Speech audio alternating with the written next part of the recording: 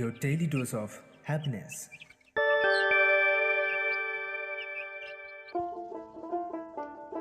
গ্রীষ্মে মুরগির তাপজনিত ধকল কমাতে ঠান্ডা ও বায়ু চলাচলযুক্ত ঘর রাখতে হয়।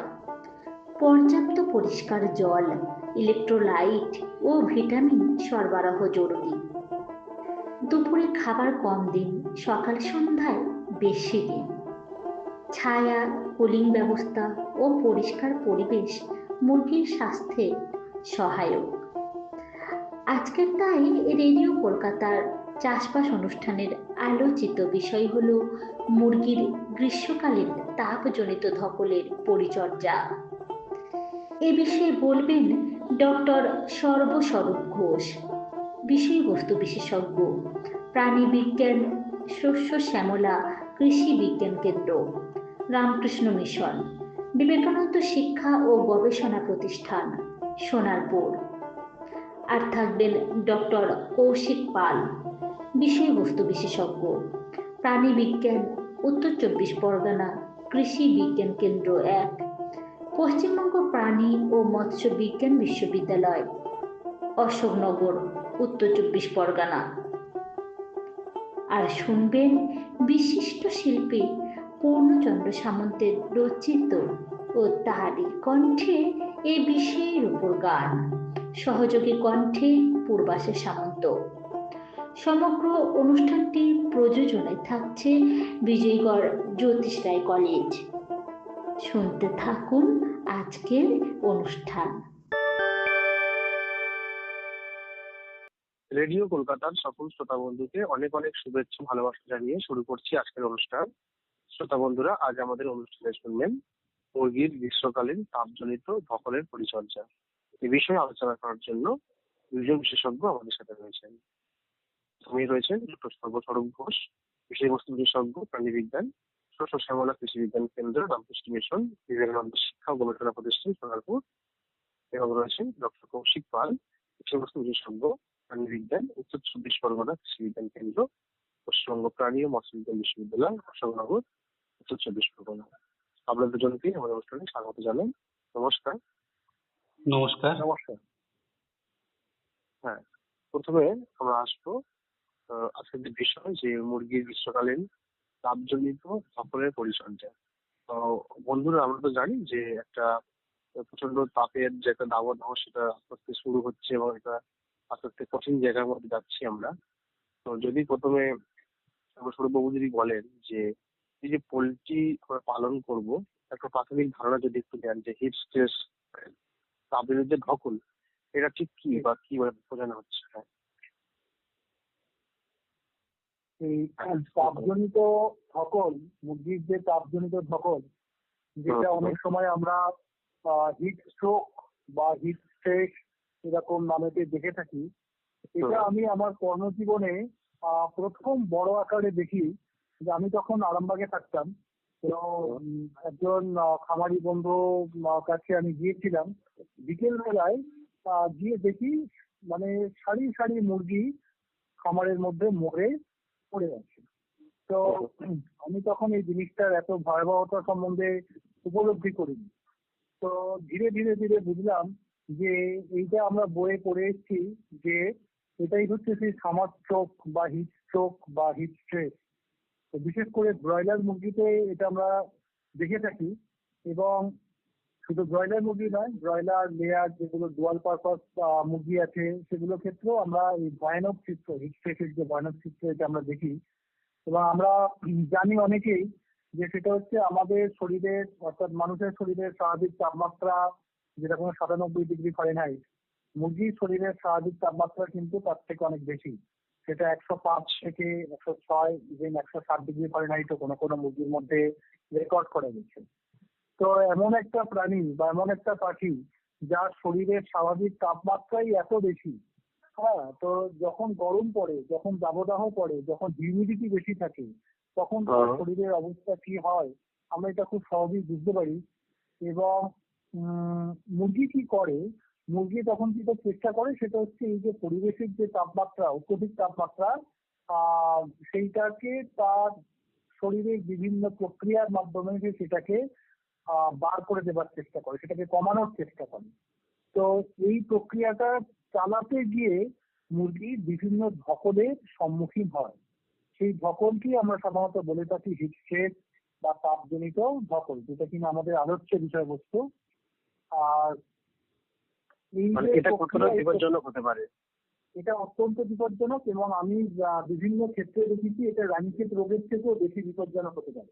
এবং প্রচুর মুরগি মারা যায়, আমাদের খামারি বন্ধুদের প্রচুর লস হয়।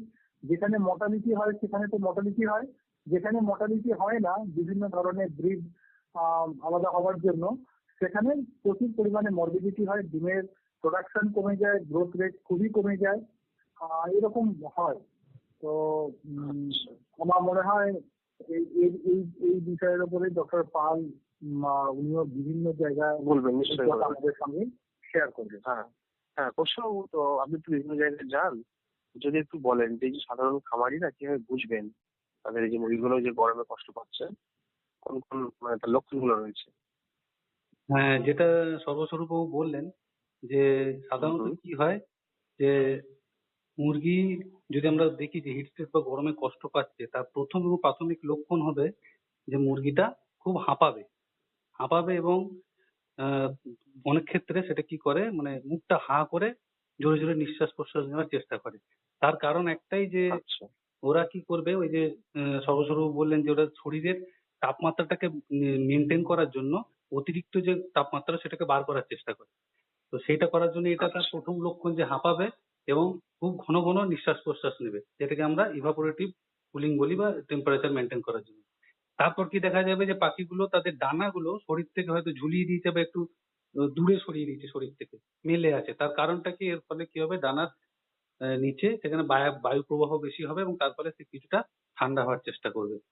এবং পাখিগুলো অন্যান্য সময় যেরকম চনমনে থাকে, ঘোরাঘুরি করে, তো এই সময় কিন্তু পাখিগুলো নড়াচড়া খুব একটা করতে চাইবে না বা একটা অলস ভাব দেখা যাবে, লেথার্জি যেটা আমরা বলি, তো সেরকম ভাবে বসে থাকবে এবং খুব কম হাঁটা চলা বা নড়াচড়া করবে। তার ফলে এবং চেষ্টা করবে কি কি যে সাধারণত আমরা দেখি জলের জায়গা বা ছায়াযুক্ত জায়গা বা ঘরের কোণ যেগুলো থাকে, যেগুলো একটু ঠান্ডা, অপেক্ষাকৃত ঠান্ডা অন্যান্য জায়গা থেকে, সেই সমস্ত হুম ঠান্ডা জায়গায় গিয়ে তারা এক জায়গায় জড়ো হওয়ার চেষ্টা করে। এগুলো মোটামুটি বাহ্যিক লক্ষণ দেখে বোঝা যায়। এছাড়া আরো হুম কিছু হুম কিছু লক্ষণ যারা খামারেরা প্রতিনিয়ত কাজ করেন খামারে, তারা দেখবেন যে যতটা পরিমাণ খাবার অন্যান্য সময় খায় পাখিরা, তার থেকে কিন্তু খাবার খাওয়ার যে ইচ্ছা বা খাওয়ার যে পরিমাণ, যত পরিমাণ খাবার খাওয়ার সেটা কিন্তু অনেকটা কমে যায়। মানে এক কথায় খিদে কমে যায়, কি খাওয়ার ইচ্ছাটা কমে যায়। তো সেটা একটা আচ্ছা লক্ষণ। এবং জল খাওয়ার প্রবণতাটা অনেকটা বেড়ে যায়। সাধারণত যতটা জল মুরগি খায় এই সময় কিন্তু প্রায় তার থেকে দ্বিগুণ বা 4 গুণ পর্যন্ত জল খেতে পারে, যেহেতু তার টেম্পারেচারটা বা এটা মেনটেন করার জন্য চেষ্টা করে। আর যে আহ, কম মানে ঝুঁটি বা যেগুলো আমরা বলি ঝুঁটি লাল লাল মতো যেগুলো হয় মাথার উপরে, কম বা ওয়াটের ইংরেজিতে বলা হয়, এগুলো কিন্তু একটু পেল মানে অতটা ঘন কালার, একটু হালকা রঙের হয়ে যায়, কারণ সেইখানে তার রক্ত চলাচলটা কিছুটা কম হয়ে যায়। এগুলো এছাড়া পাখিটা একটু উস্কো শুষ্ক ভাব থাকবে, এই সমস্ত সাধারণ লক্ষণ যেগুলো, এগুলো দেখলে মোটামুটি বোঝা যাবে। মেন প্রাথমিক লক্ষণ যেটা হচ্ছে সেটা হচ্ছে হাঁপানো, খুব জোরে জোরে নিঃশ্বাস প্রশ্বাস নেওয়া এবং সেটা হুম মুখটা হাঁ করে নিঃশ্বাস প্রশ্বাস নেওয়া, যাতে করে তারা তাপমাত্রাটা কিছুটা লস করতে পারে। ডিমের প্রোডাকশন বা ডিমের কোয়ালিটি, মাংসের প্রোডাকশন, গ্রোথটা মানে বৃদ্ধি যতটা হয় কম, এগুলো মোটামুটি তার ইকোনমিক বা এই যে লক্ষণগুলো থাকে সেগুলো দেখা যায় এসব। আচ্ছা, এই প্রশ্নে কি সরকারবাবু কিছু বলবেন আপনি? না, ডক্টর পাল একদম বিস্তারিত ভাবে এগুলো বলেছেন। হুম শুধু আমি এই যে ব্যাপারটা ঘটে, হুম হুম অনেকের ধারণা আছে যে শুধুমাত্র পরিবেশের তাপমাত্রা বাড়লেই বুঝি বা মুরগি হিট স্ট্রেস হবে। এই ধারণাটার মধ্যে একটু গলদ আছে। তাপমাত্রার সাথে সাথে আমরা জানি যে আমরা একটা উষ্ণ এবং আর্দ্র জায়গাতে থাকি, হিউমিডিটিরও কিন্তু একটা বড় রোল আছে। এবং হুম যখন মুরগি তার শরীরে যে হিট তৈরি হচ্ছে, সেই হিটটাকে সে বাইরে ছড়িয়ে দিতে পারে না যদি বাইরে হিউমিডিটির পরিমাণটা খুব বেশি থাকে। তো সেই জন্য যারা বিজ্ঞানী আছেন তারা এই টেম্পারেচার এবং ম্যাক্সিমাম মিনিমাম টেম্পারেচার আমরা জানি, আর সেই টেম্পারেচার এবং রিলেটিভ হিউমিডিটি, আপেক্ষিক আর্দ্রতা, এইগুলো দিয়ে একটা স্কেল তৈরি করেছেন, একটা জিনিস তৈরি করেছেন যেটার নাম হচ্ছে টেম্পারেচার হিউমিডিটি ইন্ডেক্স, টিএইচআই বলা হয়। যারা বড় খামারি, যারা বিজ্ঞানসম্মত ভাবে চাষ করতে চান, তাদের মনে রাখতে হবে যে টেম্পারেচার হিউমিডিটি ইন্ডেক্স একটা ফর্মুলা আছে, সেই ফর্মুলাটা আমি এখানে আলোচনা করব না, কিন্তু এগুলো জেনে রাখা ভালো যে টেম্পারেচার হিউমিডিটি ইন্ডেক্স যখন 70 থেকে 72 এইরকম জায়গার মধ্যে থাকবে, তখন বুঝতে হবে পাখির পক্ষে সেটা সব থেকে ভালো তাপমাত্রা এবং সেটা একটা থার্মো নিউট্রাল জোন। এবং যত বাড়তে থাকবে 72 থেকে 74, 75, 76 এরকম ভাবে যত বাড়বে, পাখির হিট স্ট্রেসের পরিমাণ তত বেশি বাড়তে থাকবে। মানে temperature is not the only indicator. Temperature এবং তার সঙ্গে হচ্ছে রিলেটিভ হিউমিডিটি, এই দুটোকে কম্বিনেশন করে কিন্তু বিজ্ঞানীরা একটা ফর্মুলা করেছেন, যেটাকে আমরা বলে থাকি টেম্পারেচার হিউমিডিটি ইন্ডেক্স, যেটা আমাদের চাষি ভাইরা ব্যবহার করতে পারেন। এবং 78 টেম্পারেচার হিউমিডিটি ইন্ডেক্স যদি কখনো টাচ করে, তাহলে পাখির ডেথ অনিবার্য। তো এই টেম্পারেচার হিউমিডিটি ইন্ডেক্সের ব্যাপারটা আলোচনা করলাম এই জন্য যে মানুষের মধ্যে, বিশেষ করে খামারি বন্ধুদের মধ্যে কিন্তু এই টেম্পারেচার হিউমিডিটি ইন্ডেক্সের যে ধারণা, সেইটা কিন্তু নেই। সেইটা যাতে তাদের মধ্যে আসে, এবং টেম্পারেচার হিউমিডিটি ইন্ডেক্স কিন্তু ক্যালকুলেট করা যায়। যাদের বড় ফার্ম আছে, যারা 5000, 10,000 বা তার থেকে বেশি পাখি একসাথে চাষ করেন, তাদের ক্ষেত্রে এই কনসেপ্টটা কিন্তু জরুরি। আচ্ছা, পশুবাবু আপনি তো বলছিলেন যে একটু গরমটা বাড়লেই তখন মুরগি হাঁপাতে শুরু করে। তো আমাদের জানতে ইচ্ছে করে যে ঠিক কেন হাঁপাতে শুরু করে এবং তাদের শরীরে কি কি ক্ষতি হয়, ভিতরে কি ক্ষতি হয় আভ্যন্তরীণ ভাবে? হ্যাঁ, অ্যাকচুয়ালি কি হয়, যখন আমাদের এরকম গরম, মানুষের ক্ষেত্রে বা অন্যান্য প্রাণীর ক্ষেত্রে কি হয়, যখন গরম লাগে তখন আমরা সেই টেম্পারেচারটা কম্পেনসেট করার জন্য কি হয়, আমাদের ঘাম হয়, ঘামের মাধ্যমে অনেকটা তাপমাত্রা চলে যায় এবং তার ফলে আমাদের শরীরটা আমাদের যে আভ্যন্তরীণ টেম্পারেচার বা তাপমাত্রা শরীরে সেটা মেনটেন করে। কিন্তু এই মুরগির ক্ষেত্রে কি হয়, এদের এরকম ঘর্মগ্রন্থি নেই, মানে এরা ঘামতে পারে না, কারণ সব জায়গাটায় গোটা শরীরে ওদের প্রায় পালক দিয়ে থাকে। তার ফলে কি হয়, এই যে স্যার যেটা বলছিলেন যে থার্মো নিউট্রাল জোন মানে যে কোনো প্রাণী একটা নির্দিষ্ট তাপমাত্রা রেঞ্জের মধ্যে সে সব থেকে ভালো অবস্থায় থাকতে পারে, মানে তার শারীরবৃত্তীয় কাজ এবং সবকিছু ঠিকঠাক ভাবে হতে পারে। তো সেই ক্ষেত্রে মুরগির ক্ষেত্রে যে থার্মো নিউট্রাল জোন যেটা হয়, সেটা হচ্ছে মোটামুটি 18 থেকে 25 degree 27 degree temperature, centigrade temperature যেটা, তার মধ্যে মুরগি সব থেকে ভালো থাকতে পারে। এরপর থেকে প্রতি 1 ডিগ্রি টেম্পারেচার বাড়লেই তার শরীরে বিভিন্ন রকম সমস্যা দেখা যায়, বা সে তার শরীরের টেম্পারেচারটা মেনটেন করার চেষ্টা করে এবং তার জন্য তার কম্পেনসেট করে বিভিন্ন যদি দেখা যায়। তো সেটার প্রধান কারণ হচ্ছে এই মানে হাঁপানোটা, এবং হাঁপানোর মাধ্যমে কি হয়, তার শরীর থেকে যে তাপমাত্রা সেটা বেরিয়ে আসে এবং এটাকে আমরা ইভাপোরেটিভ টেম্পারেচার লস করার কথা বলে থাকি। এবং যত তাড়াতাড়ি পারে তারা সেটা ওই মুখটা খুলে রেখে শ্বাস প্রশ্বাস নেওয়ার মধ্যে, এবং বায়ুথলি থেকে তাদের যে গরম বা আর্দ্র বাতাস থাকে শরীরে যে বায়ুথলি থাকে সেগুলো ওই শরীরের মাধ্যমে বার করে। তো এইভাবে যেহেতু ঘামতে পারে না, তাই তারা এই হাঁপানিটা শুরু করতে হাঁপবে এবং তার ফলে তাদের শরীর টেম্পারেচারটা মেনটেন করার চেষ্টা করে। সেই জন্য মোটামুটি এরা হাঁপায়, এবং এই হাঁপানোর পরিমাণটা যত বেশি হয় এবং টেম্পারেচার বা ওই আপেক্ষিক আর্দ্রতা বাতাসে যত বাড়তে থাকে, তো তার ফলে তার ওই হিট স্ট্রেস ওই দিকে আস্তে আস্তে এগিয়ে যায়। এবং একসময় দেখা যায় হয়তো তার বডি টেম্পারেচারটা থেকে বাইরের টেম্পারেচার অনেক বেশি হয়ে যায়, তখন তার মেনটেন করতে পারছে না এবং তখন স্ট্রোক বা হার্ট ফেলিউর হয়ে এটা মারা যায়। আচ্ছা আচ্ছা, এবারে একটু খাদ্য ব্যবস্থাপনা সম্পর্কে যদি একটু আলোচনা করেন। গরমের সময় তো মুরগির খাবারের তালিকায় যে খাবার দেওয়ার যে সময়, সেখানে কিছু পরিবর্তন করা প্রয়োজন, এবং দুপুরবেলা কি ধরনের খাবার দেবো এটা আলোচনা করেন। হ্যাঁ, এটা খুব ইম্পর্টেন্ট জিনিস, কারণ খাবার, বিশেষ করে মুরগি বা ব্রয়লার মুরগির ক্ষেত্রে খাবারটা খুব ইম্পর্টেন্ট জিনিস, কারণ আমরা জানি যে খুব কম সময়ের মধ্যে তাদেরকে বাড়তে হয় এবং তার জন্য খাবারটা একটা ইম্পর্টেন্ট পার্ট। আর এটাও আমরা জানি যে খাবার খাওয়ার পরে সেই খাবারটা হজম করার জন্য বা পরিপাক করার জন্য আমাদের একটা শরীরে তাপমাত্রা তৈরি হয়, এবং সেই সময় আমাদের যখন খাওয়ার পরে একটু শরীর গরম গরম মতো লাগে, তো সেই যে তাপমাত্রাটা তৈরি হয় সেটা কিন্তু মুরগির ক্ষেত্রে খুবই বিপজ্জনক, বিশেষ করে এই গরমকালে। তাই জন্য সবসময় মাথায় রাখতে হবে যে দিনের যে ঠান্ডা সময়, সেই সময় তাদেরকে বেশিরভাগ খাবারটা দিতে হবে। ম্যাক্সিমাম মোটামুটি 60% 70% খাবার, সারাদিনে যতটা খাবার খায় তার 60 থেকে 70% খাবার যেন এই দিনের ঠান্ডা সময় দেওয়া হয়। ঠান্ডা সময় বলতে কখন? মোটামুটি খুব সকালের দিকে, সকালবেলা 9টা 9:30 পর্যন্ত, এবং ওদিকে বিকেলের মোটামুটি 4:30 5টার পর থেকে। এই সময়টা খাবার দেওয়ার চেষ্টা করতে হবে। সময়টা কিন্তু খুবই ইম্পর্টেন্ট, কারণ দুপুরবেলায় খাবার দিলে কি হবে, এমনিতে পরিবেশের তাপমাত্রা বেশি থাকছে এবং তার শরীরের তাপমাত্রাও বেশি থাকছে বাকি, তারপরে আবার খাবার যদি খায় সেটা হজম করার জন্য তারও শরীরে যে মেটাবলিক হিট তৈরি হয়, বিপাকীয় যে তাপমাত্রা তৈরি হবে, সেটার ফলে কিন্তু তাতে হিট স্ট্রেস আরো বেশি হবে। এবং স্যার একদম শুরুতেই সর্বসর্ব প্রথমেই বলেছিলেন যে একটা ফার্মে গিয়ে উনি দেখেছিলেন যে বিকেলের দিকে সারি সারি পাখি ওরকম মারা যাচ্ছে হঠাৎ হঠাৎ করে। এটা কিন্তু এর ফলেই হয়, কারণ দুপুরের দিকে যদি সারাদিন খাবার থাকে, ঠিক বিকেলের দিক করে মুরগিগুলো এরকম ভাবে মরতে শুরু করে হিট স্ট্রোকের মাধ্যমে। তো এটা মাথায় রাখতে হবে যে দুপুরবেলা খাবার মোটামুটি দেওয়া যাবে না, দিনের ঠান্ডার সময় মোটামুটি ম্যাক্সিমাম সকাল 10টা পর্যন্ত, এবং আবার বিকেল 4টে 4:30 পর থেকে সারা রাত তারপর খাবার থাকবে। মাঝখানে দুপুরের সময়টা গ্যাপ থাকবে, এবং এই সময় আমরা বলি যে জল তো দেওয়া থাকবে সব সময়ই, তার সাথে সাথে সবুজ ঘাস পাতা বা সবুজ কোনো যেমন অ্যাজোলা ট্যাজোলা যদি খাওয়ানো হয় সেগুলো ওই সময় দুপুরবেলা দেওয়া যেতে পারে।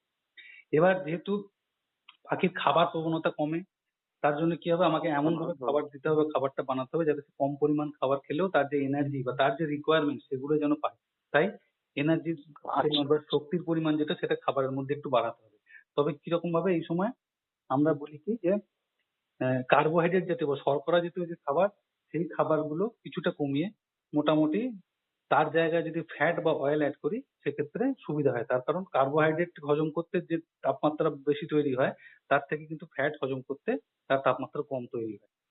এছাড়া ক্রুড প্রোটিনের পরিমাণটাও কিছুটা কমাতে হয়, মানে প্রোটিন যেটা খাবারের মধ্যে আমরা দিই, কিন্তু মাথায় রাখতে হবে তার যে প্রয়োজনীয় এসেনশিয়াল অ্যামাইনো অ্যাসিড যার দ্বারা প্রোটিন গুলো তৈরি হয়, সেই এসেনশিয়াল অ্যামাইনো অ্যাসিড গুলো যেন কিন্তু সে ঠিকঠাক ভাবে পায়। আর খাবারে যে ফাইবার বা তন্তু জাতীয় খাবার যেটা আমরা অ্যাড করি সেটারও পরিমাণটা কিছুটা কমাতে হয়, কারণ ফাইবার জাতীয় খাবার হজম করতেও তাপমাত্রা বেশি তৈরি হয় শরীরে। মোটামুটি আমাদের মাথায় রাখতে হবে যেন খাবার হজম বা এই প্রক্রিয়ায় তার শরীরে খুব বেশি পরিমাণ তাপ, এক্সট্রা তাপ যেন তৈরি না হয়। অলরেডি বাইরের তাপমাত্রা বেশি থাকে, তার সাথে আবার যদি এইগুলো হয় তাহলে একটু সমস্যা বেশি। এবং এক্ষেত্রে খাবার যেটা দিচ্ছি তার ফর্ম কিরকম খাবার সেটাও খুব ইম্পর্টেন্ট, মানে ফর্ম কিরকম তার। কারণ ক্রাম্বেল এবং পেলেট ফিড যেগুলো, যারা মুরগি পালন করেন তারা জেনে থাকবেন, খাবার ক্রাম্বেল হয়, ম্যাশ হয় বা পেলেট হয়। তো এর মধ্যে থেকে ক্রাম্বেল বা পেলেট জাতীয় খাবার দিলে এক্ষেত্রে সুবিধা হয়, এবং খাবারটা যদি একটু ভিজিয়ে দেওয়া হয়, খাবার দেওয়ার আগে যদি একটু ভিজিয়ে দেওয়া হয় সেক্ষেত্রে খাবার খাওয়ার প্রবণতাটা বাড়ে, কারণ ড্রাই খাবার এই গরমকালে মুরগি খাবার খেতে অতটা পছন্দ করে না। এবং তার সাথে সাথে কিছু সাপ্লিমেন্ট, যেহেতু খাবার কম খাচ্ছে বা শরীরে এরকম ধকল একটা হচ্ছে, তার জন্য মিনারেল বা ভিটামিন জাতীয় বা খনিজ পদার্থ বা ভিটামিন যেগুলো আমরা বলি সেগুলোর পরিমাণ কিছু খাবারে অ্যাড করতে হবে।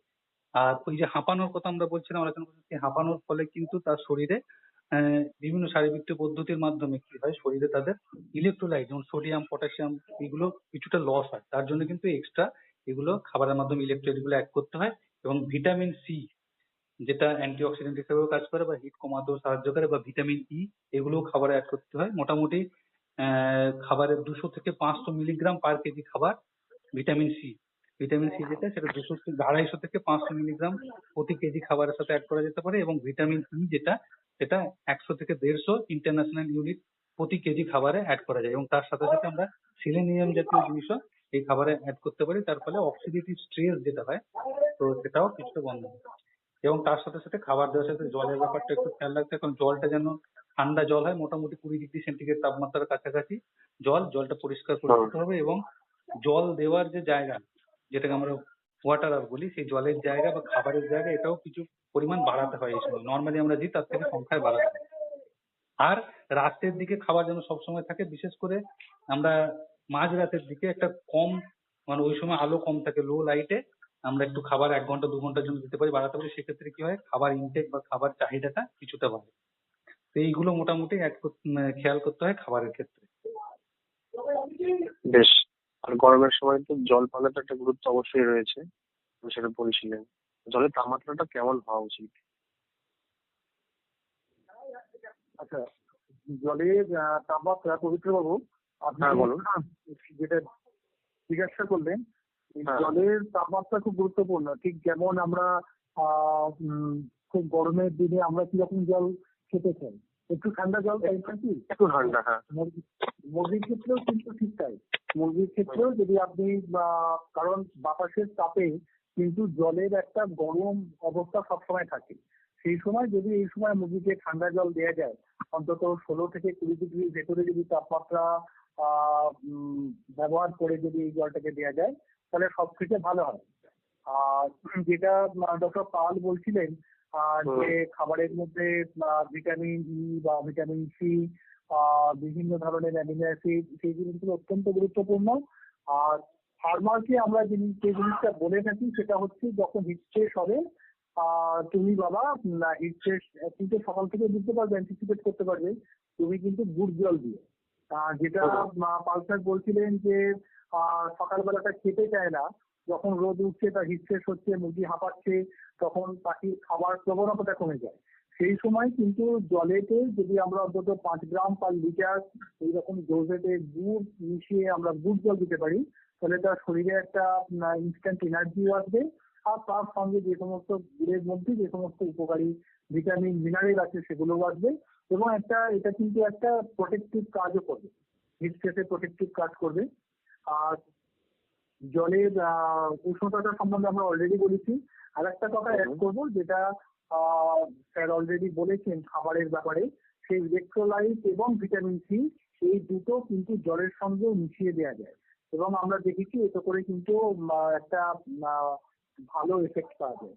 সাধারণত ভিটামিন সি এবং ইলেকট্রল পাউডার এগুলো 2 গ্রাম পার লিটার জলে 2 গ্রাম এরকম ডোজে যদি আমরা দিই, তাহলে মুরগির যে হিটস্ট্রেসের জন্য যে রেসপিরেটরি অ্যালকালোসিস হচ্ছে সেটাকে কিন্তু কমাতে সক্ষম হবে। আচ্ছা আচ্ছা, তার মানে খাবারের পাশাপাশি কিছুটা পরিপূরক পুষ্টিও প্রয়োজন, তাই তো?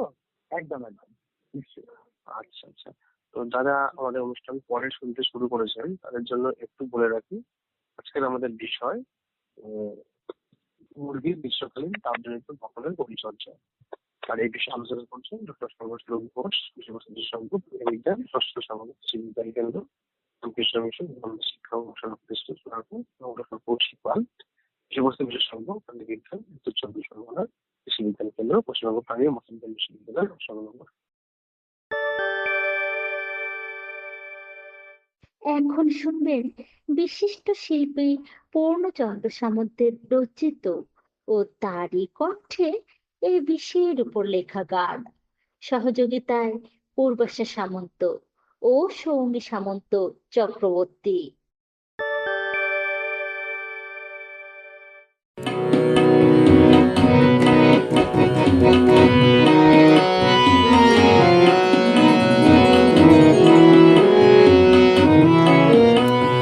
গ্রীষ্মের প্রচন্ড গরমে হিটস্ট্রেস মুরগির অতি ভয়ানক। গ্রীষ্মের প্রচন্ড গরমে হিটস্ট্রেস মুরগির অতি ভয়ানক। অধিক যত্ন তাই নিতেই হবে, দৃষ্টি রাখতে হবে অপলক। গ্রীষ্মের প্রচন্ড গরমে হিটস্ট্রেস মুরগির অতি ভয়ানক।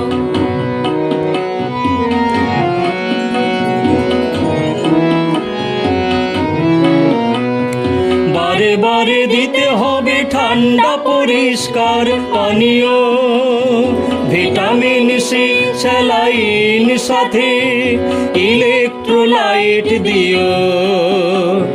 বারে বারে দিতে হবে ঠান্ডা পরিষ্কার পানীয়, ভিটামিন সি, স্যালাইন, সাথে ইলেকট্রোলাইট দিও। শেডের উপরে জল ছিটিও, রেখো ফ্যান তাপমাত্রা নিয়ন্ত্রক। শেডের উপরে জল ছিটিও, রেখো ফ্যান তাপমাত্রা নিয়ন্ত্রক। গ্রীষ্মের প্রচন্ড গরমে হিটস্ট্রেস মুরগির অতি ভয়ানক।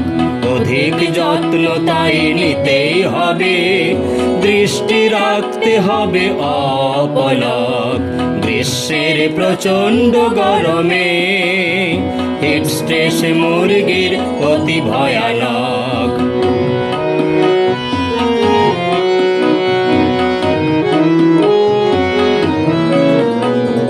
টিনের চালে ভেজা বস্তা, চারপাশে ঘাসের আচ্ছাদন।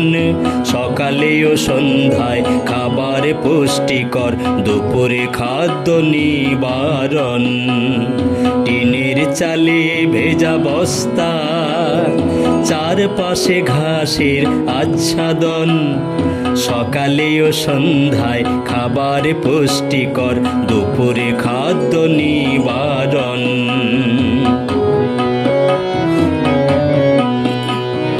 হিটস্ট্রোকে মুরগি হাঁপাতে থাকে, কমে যায় খাদ্য গ্রহণ। গাম্বর কক্সিডিওসিস আর হয় ডিহাইড্রেশন। হিটস্ট্রোকে মুরগি হাঁপাতে থাকে, কমে যায় খাদ্য গ্রহণ। গাম্বর কক্সিডিওসিস আর হয় ডিহাইড্রেশন। পরিচর্যা ও দ্রুত চিকিৎসা, সুসময়ে দিয়ে রেখো ভ্যাকসিন নিরক্ষক। পরিচর্যা ও দ্রুত চিকিৎসা, সুসময়ে দিয়ে রেখো ভ্যাকসিন নিরক্ষক। হাঁপালে মুরগি বা ঝিমায় যদি, হাঁপালে মুরগি বা ঝিমায় যদি, চাই দ্রুত প্রাণী চিকিৎসক। হাঁপালে মুরগি বা ঝিমায় যদি, চাই দ্রুত প্রাণী চিকিৎসক। গ্রীষ্মের প্রচণ্ড গরমে হিট স্ট্রেস মুরগির অতি ভয়ানক। অধিক যত্ন তাই নিতেই হবে, দৃষ্টি রাখতে হবে অপলক। গ্রীষ্মের প্রচণ্ড গরমে হিট স্ট্রেস মুরগির অতি ভয়ানক। গ্রীষ্মের প্রচণ্ড গরমে হিট স্ট্রেস মুরগির অতি ভয়ানক। গ্রীষ্মের প্রচণ্ড গরমে হিট স্ট্রেস মুরগির অতি ভয়ানক।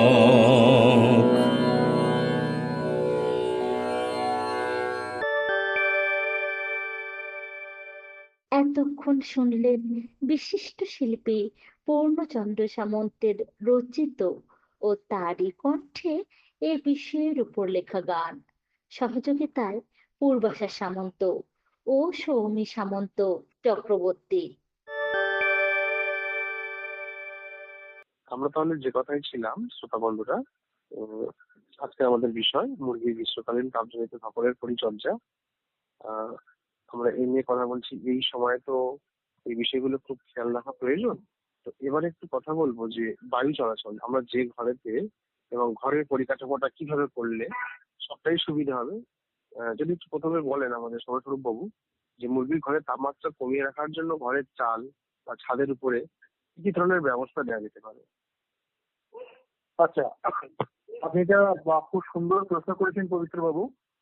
বেসিক্যালি ঘর মাইক্রোক্লাইমেটকে নিয়ন্ত্রণ করে, অর্থাৎ মুরগি যেখানে আছে সেই জায়গাটা আমি কিরকম ভাবে রাখবো বা কিভাবে তৈরি করব তার উপরে কিন্তু সেটা অনেকাংশে নির্ভর করে। তো খামারি বন্ধুরা মূলত তিনটে জিনিসের দিকে লক্ষ্য দেবেন।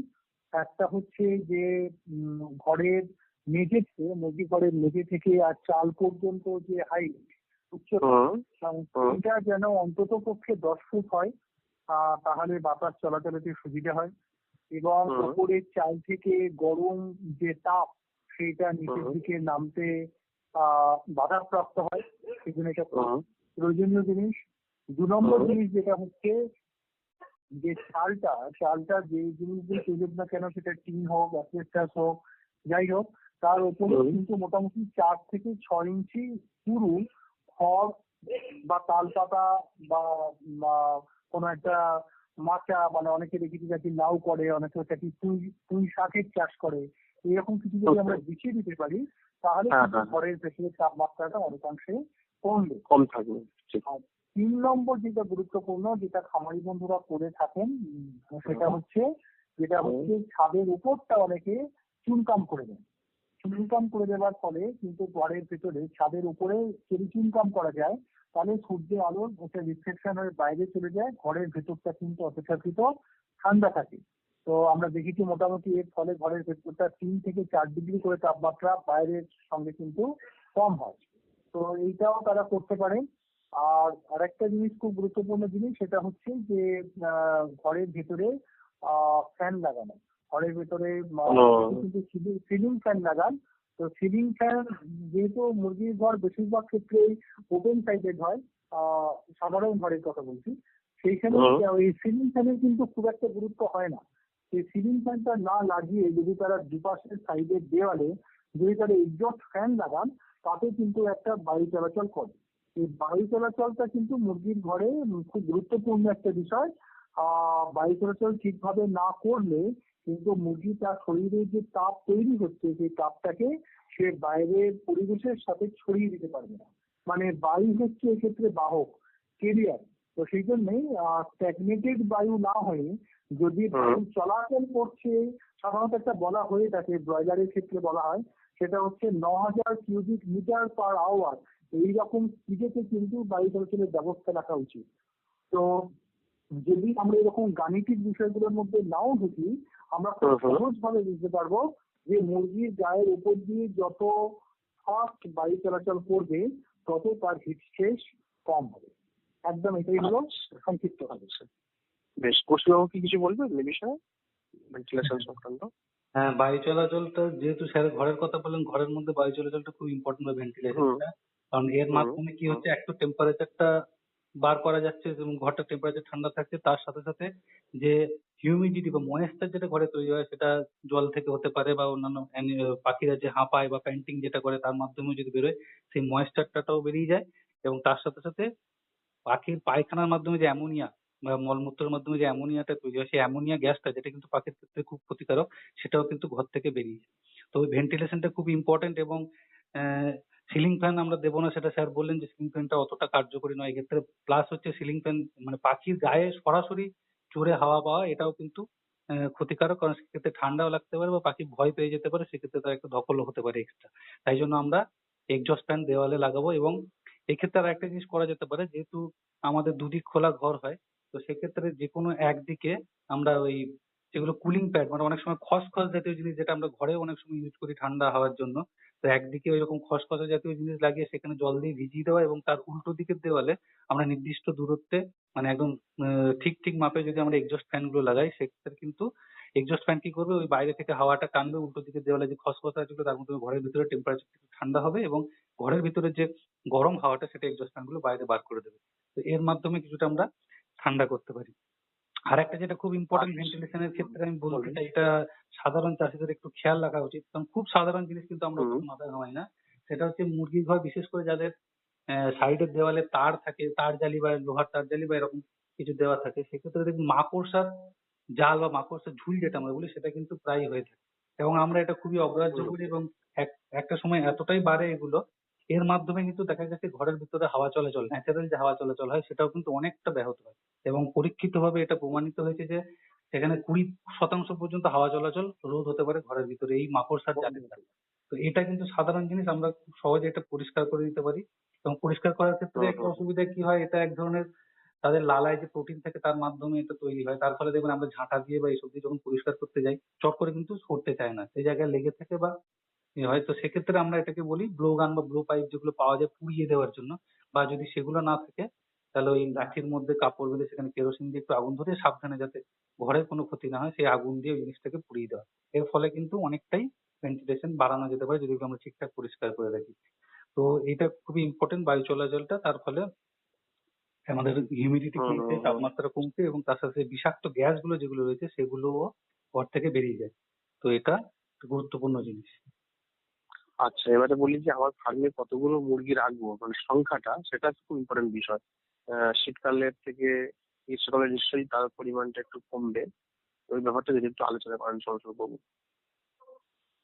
হ্যাঁ, এটা এটা খুব সংক্ষেপে বলবো, কেননা বেশিরভাগ আমারই বন্ধুরা এই ব্যাপারটা সম্বন্ধে জানেন এবং তারা এটা কিন্তু করে থাকেন যে শীতকালে তারা যে মুরগি তোলেন, গ্রীষ্মকালে তার থেকে মোটামুটি 10%-15% মুরগি তারা কম তোলেন। তো সুতরাং এটা তারা জানেন। তবে এই যে মুরগির সংখ্যা, এটা নিয়ে আমার নিজস্ব একটা গবেষণা আছে এবং সেটা ব্রয়লারের উপরে। আমরা দেখেছিলাম যে যদি একটা ব্রয়লার মুরগিকে গ্রীষ্মকালে 1 বর্গ ফুটের কম জায়গা দেওয়া যায়, তাহলে কিন্তু তার শরীরের মধ্যে সিভিয়ার স্ট্রেস হয়। তো সুতরাং মনে রাখতে হবে যে খুব বিস্তারিত যাচ্ছি না, একটা ব্রয়লার মুরগিকে গ্রীষ্মকালে অন্তত পক্ষে 1.2 থেকে 1.5 স্কোয়ার ফুট পার বার্ড এই হিসাবে কিন্তু জায়গা দেওয়া উচিত হবে। আর শীতকালে অবভিয়াসলি সেই সমস্যাটা থাকবে না। আর এটা বললাম যে ব্রয়লারের ক্ষেত্রে।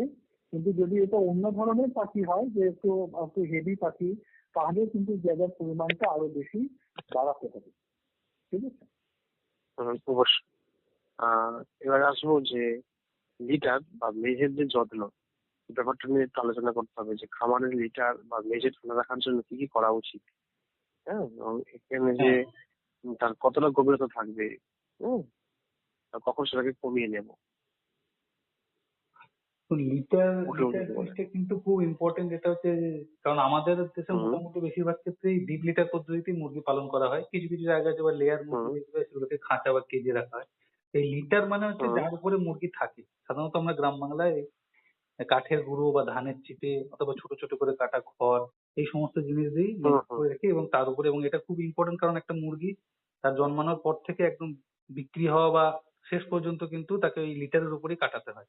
তো এই লিটারের হুম স্বাস্থ্যের উপরে ডিপেন্ড করছে মুরগির কিরকম থাকবে। তো গরমকালে এই লিটারটা ঠান্ডা রাখার জন্য আমি যেটা আগে বললাম যে ভেন্টিলেশনের ব্যাপার থাকতে হয়, যাতে তার মাধ্যমে অন্তত লিটারটা গরম না হয়, ঠিকঠাক থাকে, এবং কতটা লিটার বেছাবো তার একটা আহ, কতটা পুরু হবে, যেটা ঘনত্বর কথা পুরুত্বর কথা আপনি বললেন।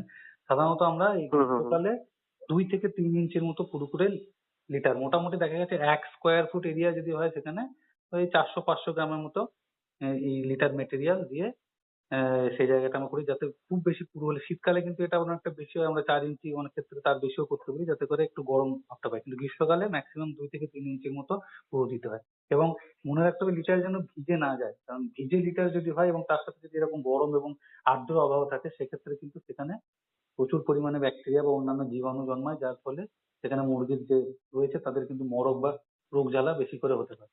তাই এই জিনিসটাও খেয়াল রাখতে হবে, এবং মাঝে মাঝে আমরা সেই জন্য বলি যে পুরনো হয়ে যাওয়া লিটার 10-15 দিন অন্তর অন্তর একটু টেস্ট করে নিতে হয়। আর হাতের মুঠোর মধ্যে যদি আমরা একটু লিটার নিয়ে চেপে ধরি এবং সেটা যদি উপর থেকে ছাড়ি, যদি দেখা যায় ঝুরঝুর করে পড়ে তাহলে বুঝতে হবে ঠিকঠাকই আছে।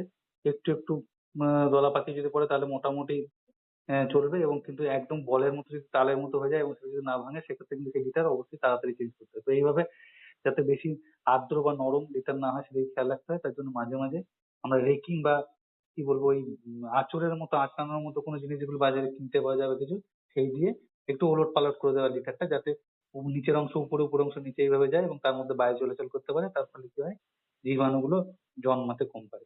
এবং আরেকটা জিনিস একটু খেয়াল রাখতে হবে যে জলের জায়গা যেগুলো থাকে সেখান থেকে যেন লিকেজ না হয়, জল যেন সেখান থেকে না পড়ে, কারণ এই জল যদি তার মধ্যে লিটারের উপর পড়ে সেক্ষেত্রে ওই লিটার ভিজে যাবে এবং তার ফলে সেখানে জীবাণু হবে, এবং তাদের মলমূত্র থেকে যে অ্যামোনিয়া বা এই জাতীয় গ্যাসগুলো হয় সেগুলোর পরিমাণে বাড়বে, তার ফলে একটা মুরগি অনেক ক্ষতি করবে। তো এই লিটারটা কিন্তু খুব ইম্পর্টেন্ট জিনিস, এবং লিটারের সাথে আমরা অনেক সময় কিছু জিনিসপত্র মেশাতে বলি যেগুলোতে এই জীবাণু কম জমে, যেমন চুন দিতে পারি আমরা, অনেক সময় তুঁত দেওয়া হয়, বা তার নির্দিষ্ট পরিমাণ আছে, এগুলো ব্যবহার করার আগে একটু নিকটবর্তী যিনি বিশেষজ্ঞ আছেন বা প্রাণী চিকিৎসক যিনি আছেন ওনার সাথে একটু যোগাযোগ করে ইউজ করলে অনেক সময় এটা কাজ দেয়। তো লিটারের পুরুত্বটা খুব ইম্পর্টেন্ট, যেটা আমি আরেকবার বলছি, 2 থেকে 3 ইঞ্চির বেশি যেন না হয় গ্রীষ্মকালে, এবং সেখানে প্রপার ভেন্টিলেশন যেন ঘরে থাকে, যাতে লিটারটা ঠিকঠাক টেম্পারেচারে থাকে। আচ্ছা আচ্ছা। আমাদের হাতের কাছে পাওয়া যাবে এমন কোনো জিনিস দিয়ে আমরা মানে ঘরোয়া পদ্ধতির মাধ্যমে আমরা নিশ্চয়ই এটাকে কমাতে পারি, এই যে গরমের যে ধকলটাকে, যদি একটু আলোচনা করেন সমস্যার বাবু। আহ, আচ্ছা, অ্যাকচুয়ালি আমাদের হ্যাঁ আমাদের এই আপনি যে জিনিসগুলোর কথা বলছেন, আমাদের হুম মুরগির খাবারে সেগুলো অনেকে ব্যবহার করেও থাকে, এবং হুম এগুলো নিয়ে অনেক বিস্তারিত গবেষণাও হয়েছে। তো হুম শুধু দুটো জিনিসের কথা বলবো। একটা হচ্ছে আমলকি, আমলকির গুঁড়ো, আমলকি শুকনো করে নিয়ে তার যে গুঁড়োটা, এইটা হুম জলের হুম সঙ্গে মিশিয়ে খাওয়ালে বা খাবারের সঙ্গে মিশিয়ে খাওয়ালে কিন্তু এটা হিট স্ট্রেস কমাতে সাহায্য করে। আমলকির মধ্যে যে প্রচুর পরিমাণে ভিটামিন এবং অ্যান্টিঅক্সিডেন্ট গুলো আছে, সেগুলো হিট স্ট্রেস কমাতে সাহায্য করে। আর আরেকটা জিনিস আমরা লক্ষ্য করে দেখেছি, যে সেটা হচ্ছে কমলা লেবুর খোসা। কমলা লেবুর খোসার মধ্যে প্রচুর পরিমাণে ফ্ল্যাভোনয়েড আছে, যেগুলো হিট স্ট্রেস কমায়। তো কমলা লেবুর খোসাটাকে যদি শুকনো করে গুঁড়ো করে ফেলা যায়, মানে কমলা লেবুর খোসাকে কিছুদিন রাখলে বা একটু হালকা সান ড্রাই করে নিলে ওটা কিন্তু একদম ঝুরঝুরে হয়ে যায়। মানে হাত দিয়ে চাপলে বা একটু ভালো করে যদি সেটাকে গুঁড়ো করে নেওয়া যায় এবং সেটাকে যদি প্যাকেট বন্দি করে রাখা যায়, এইটা কিন্তু খুব ভালো হিট স্ট্রেসের একটা নিবারক। আর তৃতীয় আর একটা জিনিসের কথা বলবো, যেটা হাতের কাছে খুব সহজে পাওয়া যায়, যেটা ডক্টর পালও বলেছেন, সেটা হচ্ছে অ্যাজেলা। এগুলো কিন্তু আমরা মুরগিকে খাওয়াতে বলি মূলত প্রোটিনের উৎস হিসাবে, কিন্তু প্রোটিন ছাড়াও এর মধ্যে এমন কিছু বেনিফিশিয়াল ফ্ল্যাভোনয়েড আছে যেটা কিনা হিট স্ট্রেস কমাতেও সাহায্য করে। আর আরেকটা জিনিস গ্রাম বাংলার মানুষ করে থাকেন, সেটা হচ্ছে যে লেবু মানে একদম পাতি লেবু, সেই পাতি লেবুর রস যদি খুব গরমে মুরগিকে খাওয়ানো যায় তাহলে ওটা একটা গাট অ্যাসিডিফায়ার হিসেবেও কাজ করে এবং ওটা কিন্তু হিট স্ট্রেসের নিবারক হিসেবেও কিন্তু কাজ করতে পারে। এছাড়াও আরো অনেক ধরনের জিনিস নিয়ে গবেষণা হয়েছে যেগুলো ফার্মাররা প্র্যাকটিস করেন অনেকে, বা অনেকে হয়তো ভবিষ্যতে করবেন। তার মধ্যে পুদিনা পাতা নিয়ে কিছু কথা বলা আছে, তার মধ্যে অ্যালোভেরা নিয়ে কিছু কথা বলা আছে। অ্যাকচুয়ালি গ্রাম বাংলায় প্রচুর পরিমাণে এরকম ভেষজ উদ্ভিদ আছে যেগুলো প্রত্যেকটার মধ্যেই কিন্তু ভালো অ্যান্টিঅক্সিডেন্ট আছে, এবং এই হিট স্ট্রেস যেহেতু শরীরের মধ্যে অক্সিডেটিভ ড্যামেজ করে, সেই অক্সিডেটিভ ড্যামেজটাকে নিবারণ করবার জন্য এই অ্যান্টিঅক্সিডেন্ট গুলো খুব গুরুত্বপূর্ণ ভূমিকা পালন করে। তো মূলত এই তিনটে জিনিস যেটা আমরা বললাম, কমলালেবুর খোসা যদি আপনি প্যাকেট বন্দি করে রেখে দেন সেটাকে ভবিষ্যতে আপনি খাওয়াতে পারেন, এবং দ্বিতীয় যেটা হচ্ছে আমলকি, তৃতীয় হচ্ছে আপনার হচ্ছে লেবুর রস। এছাড়া আপনি আরো বিভিন্ন ধরনের জিনিস আছে যেগুলো পুদিনা পাতা ইত্যাদি, সেগুলোকে কিন্তু মানুষ ব্যবহার করতে পারবেন। পরীক্ষিত প্রমাণিত, এবং সেটা হচ্ছে এই যে এখন গরমকালে কাঁচা আম পাওয়া যায়, এবং অনেক জায়গায় কাঁচা আম কিন্তু গাছ থেকে ঝরে পড়ে, সেগুলো আমরা এমনি ঝাড় দিয়ে বা কোনো জায়গায় জড়ো করে ফেলে দিই। তো কাঁচা আমেরও কিন্তু এই তাপমাত্রা কমানোর বা তাপের এই এফেক্ট কমানোর কিছুটা উপকারিতা আছে। তার কারণ এই জন্য আমরা দেখুন আম পোড়া শরবত বা এগুলো মানুষেও খেয়ে থাকে গরমকালে। তো এই কাঁচা আম যদি ছোট ছোট করে কুচি করে, মানে কম সংখ্যায় যাদের মুরগি আছে, হয়তো বাড়িতে 100-200 কি তার থেকেও কম, কারণ বেশি লার্জ স্কেলে হলে তো এটা অতটা সম্ভব হবে না, সেই কাঁচা আমও কিন্তু ছোট ছোট করে কুচি করে যদি খাবারের মাধ্যমে অ্যাড করা হয়, খেতেও মুরগি পছন্দ করে, এবং সেক্ষেত্রে তাদের এই তাপজনিত যে ধকল বা তাপের যে প্রভাবটা সেটাও কিছুটা কম হবে। যেহেতু এখন এটা পাওয়া যায়, তো প্রাণী পালক যারা আছেন বা মুরগি যারা পোষেন তারা কিন্তু এটাও ব্যবহার করতে পারেন। বাকি তো স্যার সবই বললেন। একদম একদম, এটা সত্যিই খুব কার্যকরী একটা জিনিস যেটা ডক্টর পাল বললেন। আর আমি আমার মনে হয় এ ব্যাপারেও ডক্টর পাল সহমত হবেন। যদি আমরা দেখেছি এই প্র্যাকটিসটা যে কুমড়ো গুলোকে খুব ছোট ছোট করে কুচিয়ে যদি দেওয়া যায় তাহলে সেটাও কিন্তু হিট স্ট্রেসের নিবারক হিসাবে কিন্তু ভালো কাজ করতে পারে। বেশ, এবার একটু টিকা ও পরিচর্যার কথায় আসি। এই প্রচন্ড গরমের মধ্যে তো ভ্যাকসিনেশন দেওয়া বা মুরগির যে নাড়াচাড়া করার, এটা মানে সঠিক সময়টা কোনটি? বা দুপুরের দিকে কি এগুলো করা যায় নাকি একদমই বন্ধ রাখা ভালো? না, এই সময় যেহেতু এমনি ধকল থাকে মুরগি, যেটা আমরা আলোচনা করছি, তো এক্সট্রা কোনো ধকল তাকে দেওয়া যাবে না, এবং তার জন্য দুপুরবেলা তো ভ্যাকসিনেশন এমনিতেও আমরা যখন ভ্যাকসিন করি দিনের ঠান্ডার সময় করি, হয় খুব সকালের দিকে অথবা সন্ধ্যার দিকে বা এই সময় করতে বলা হয়। তো দুপুরের দিকে একদমই করা যাবে না, অবশ্যই ভ্যাকসিনেশন করতে হবে, কারণ ভ্যাকসিন শিডিউল তো মেনটেন করতে হয়। কিন্তু দিনের ঠান্ডার সময় মোটামুটি সকাল 6টা থেকে 9টার মধ্যে, ওদিকে আবার 6:30, 6টা 6:30 এরকম সন্ধ্যাবেলার দিকে করলে সব থেকে ভালো হয়।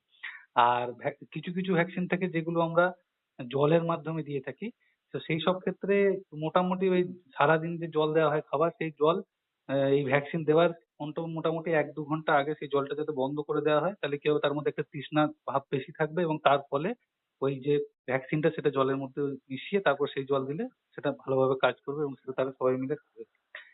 আর যেটা হচ্ছে হ্যান্ডলিং এর ব্যাপারে, যে ভ্যাকসিনেশন করা হোক বা যে কোনো কাজে যদি তাকে নাড়াচাড়া করতে হয়, সেটাও কিন্তু খুব সাবধানে করতে হয়, এবং সেটাও দুপুরবেলার দিকে না করাই ভালো, সেটা ঠান্ডার সময়, এবং যতটা সম্ভব কম করা যায়, যত সম্ভব কম করা যায়। হঠাৎ করে কোনো আহ আওয়াজ টাওয়াজ করা বা মুরগি ঘরে কোনো অস্বাভাবিক কিছু কাণ্ড কারখানা, সেগুলো যাতে না করা হয়, যাতে করে পাখি লাফালাফি করে বা স্ট্রেসড হয়, সেই জিনিসগুলো যাতে কম হয় সেই জিনিসগুলো লক্ষ্য রাখা। এবং যেটা আগে বললাম, জলের মাধ্যমে ভিটামিন সি বা ইলেকট্রোলাইট জাতীয় জিনিসপত্র যদি দেওয়া হয়, সেক্ষেত্রেও এই জাতীয় যে ধকলগুলো হয় সেগুলো কিছুটা কম হতে পারে।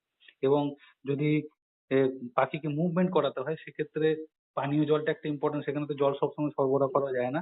তো সেক্ষেত্রে আমরা অনেক সময় বলি যে পাত্রের মধ্যে বা যেভাবে নিয়ে যাওয়া হবে, সেটা খাঁচার মধ্যে হোক, বক্সের মধ্যে হোক, বিশেষ করে বাচ্চা যখন আমরা এক জায়গা থেকে এক জায়গায় নিই, সেক্ষেত্রে ওই বক্সের ভিতরে তরমুজ জাতীয় যে ফলগুলো হয়, তরমুজ বা শসা, এগুলো ছোট ছোট করে টুকরো করে সেগুলো যদি বক্সের মধ্যে দিয়ে দেওয়া হয়, সেক্ষেত্রে তারা কিন্তু যাতায়াতের পথে যে জলের যে চাহিদা সেটা কিছুটা মেটাতে পারবে।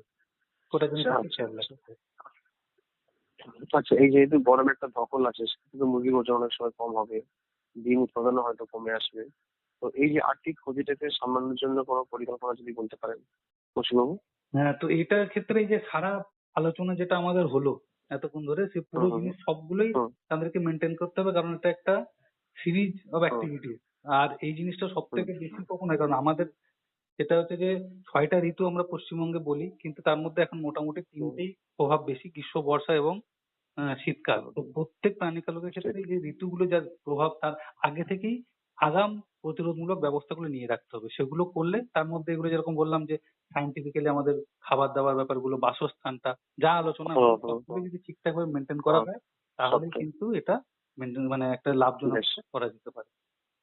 বেশ, আমরা অনুষ্ঠান শেষ করব, তার আগে যদি আপনারা দুজনেই বলেন যে বর্তমান সময়ে যারা যুব সম্প্রদায়, হ্যাঁ, তাদের উদ্দেশ্যে যদি কিছু বলেন যে যারা শিক্ষিত যুবক যারা রয়েছেন, তারা তো পোল্ট্রি ব্যবসাকে পেশা হিসেবে নিতে পারেন, বা এই জলবায়ু পরিবর্তন যে ঘটছে তাদের জন্য আপনারা যদি নিজস্ব পরামর্শ থাকে যদি বলেন। অ্যাকচুয়ালি মানে আমরা সবাই জানি যে আমাদের সামনে একটা খুব বড় চ্যালেঞ্জ যেটা, সেটা হচ্ছে জলবায়ু পরিবর্তন। এবং সেটা কিন্তু আমরা বুঝতে পারছি যে দৈনন্দিন তাপমাত্রা যেভাবে বাড়ছে, যেটা একটা চ্যালেঞ্জ আমরা বুঝতে পারছি। এর সঙ্গে এই যে মুরগির হিট স্ট্রোক, এর কিন্তু একটা প্রত্যক্ষ সম্পর্ক রয়েছে। এবং যারা গ্রামীণ যুবক, যাদেরকে আমরা, আমাদের কাজই হচ্ছে মূলত ট্রেনিং দেওয়া, তো তাদেরকে আমরা এটাই বলে থাকি যে নতুন ভাবে মুরগি পালনটাকে ভাববে। যেমন এই যে ট্র্যাডিশনাল যে ঘর তৈরির ব্যাপার ছিল, সেগুলো থেকে যে সমস্ত বড় পোল্ট্রি কোম্পানিগুলো আছে, তারা সবাই কিন্তু এখন পরামর্শ দিচ্ছে খামারিদের যে যাতে করে তারা এনভায়রনমেন্টালি কন্ট্রোল হাউস করে। মানে যে যে ঘরটা একটু তৈরি করতে ব্যয় সাপেক্ষ হবে, কিন্তু মানে পাখিদের ক্ষেত্রে এবং তার প্রফিটের দিক থেকে যেটা কিনা অনেক বেশি লাভজনক হবে। তো বিশেষ করে যারা ইন্টিগ্রেটর আছেন, যারা পোল্ট্রিতে ইন্টিগ্রেশন করেন, মানে চিক ফিড এগুলো দিয়ে তার বিনিময়ে ব্রয়লার পাখিকে একটা লাইভ ওয়েট ভিত্তিতে টাকা দিয়ে পাখিটাকে উঠিয়ে নেন। তো তাদের কাছে কিন্তু এই প্রযুক্তিটা খুব গুরুত্বপূর্ণ। তো এই প্রযুক্তিগুলো, নিত্য নতুন প্রযুক্তি আসছে, সেই প্রযুক্তিগুলোকে খামারিদের কে বুঝতে হবে এবং তাদেরকে গ্রহণ করতে হবে। মানে আমরা খামারিকে অনেক কথাই বলে থাকি, কিন্তু খামারি যে সব কথা নেন এটা কিন্তু আমরা হতে দেখি না। তো সেই জায়গায় যে মেন্টাল লিমিটেশন গুলো আছে সেটা বুঝতে হবে, কেননা আগামী দিনে পাখি চাষ করা কিন্তু শুধুমাত্র একটা মানে আর্থিক সন্তুলনের জায়গা তো বটেই, তার সঙ্গে কিন্তু প্রযুক্তি নির্ভর একটা ব্যাপারও হবে। তো সেই প্রযুক্তিটাকে কিন্তু ভালো করে ধরতে হবে এবং শিখতে হবে। তো এটাই আমার তরফ থেকে বলা। এবারে ডক্টর পাল বলবেন। হ্যাঁ স্যার, হ্যাঁ, সবই বললেন। আমি প্রথম শুধু এই বলুন। ক্ষেত্রে একটা জিনিস হ্যাঁ। বলবো, যেহেতু জলবায়ু পরিবর্তনের কথা হুম আমরা বলছি, তো আমরা চেষ্টা করবো হুম সেই সমস্ত জাতের মুরগি বা পাখি পুষতে যেগুলো মোটামুটি সেই আবহাওয়া বা হুম সেই জলবায়ুতে ভালোভাবে খাপ খেতে পারবে, মানে বেশিরভাগটা যেন বেশি হয় সেই রকম জাতীয় জাত নির্বাচন করতে। এবং মুরগির কিন্তু অবশ্যই একটা চাহিদা রয়েছে, কারণ আমাদের মাংসের যতটা প্রয়োজনীয়তা প্রত্যেকের তার থেকে অনেকটাই কম আমরা পাই। তাই এর একটা বাজার বা এ, মানে তার সম্ভাবনার দিকটা ভালো মতোই আছে। তাই যুবক যুবতী যারা আছেন নতুন, তারা কিন্তু অবশ্যই করতে পারবে, এবং সেটা অবশ্যই বিজ্ঞান ভিত্তিক। তার খাবার দাবার, তার জল, তার ম্যানেজমেন্ট সবকিছু যেন সেই রকম হয়, সেইভাবে করলে অবশ্যই এটা লাভজনক ভাবে করতে পারবেন। বেশ বেশ। ডক্টর সর্বস্বরূপ ঘোষ এবং ডক্টর কৌশিক পাল, আপনাদের দুজনকে অসংখ্য ধন্যবাদ এতক্ষণ আমাদের সময় দেওয়ার জন্য। নমস্কার। ধন্যবাদ এবং নমস্কার। নমস্কার। নমস্কার। শ্রোতা বন্ধুরা, আমরা এতক্ষণ শুনছিলাম মুরগির গ্রীষ্মকালীন তাপজনিত ধকলের পরিচর্যা, এই বিষয়ে আলোচনা করেছিলেন ডক্টর সর্বস্বরূপ ঘোষ, বিষয়বস্তু বিশেষজ্ঞ, প্রাণীবিজ্ঞান, সুশামূলক কৃষি বিজ্ঞান কেন্দ্র, রামকৃষ্ণ মিশন, বিবেকানন্দ শিক্ষা ও গবেষণা প্রতিষ্ঠান, সোনারপুর, এবং ডক্টর কৌশিক পাল, বিষয়বস্তু বিশেষজ্ঞ, প্রাণীবিজ্ঞান, উত্তর চব্বিশ পরগনা কৃষি বিজ্ঞান কেন্দ্র, অসংখ্য প্রাণী ও মৎস্য বিজ্ঞান বিশ্ববিদ্যালয়, অসংখ্য উত্তর চব্বিশ পরগনা। রেডিও কলকাতার সকল শ্রোতা বন্ধুকে অনেক অনেক শুভেচ্ছা ও ভালোবাসা জানিয়ে শেষ করছি আজকের অনুষ্ঠান।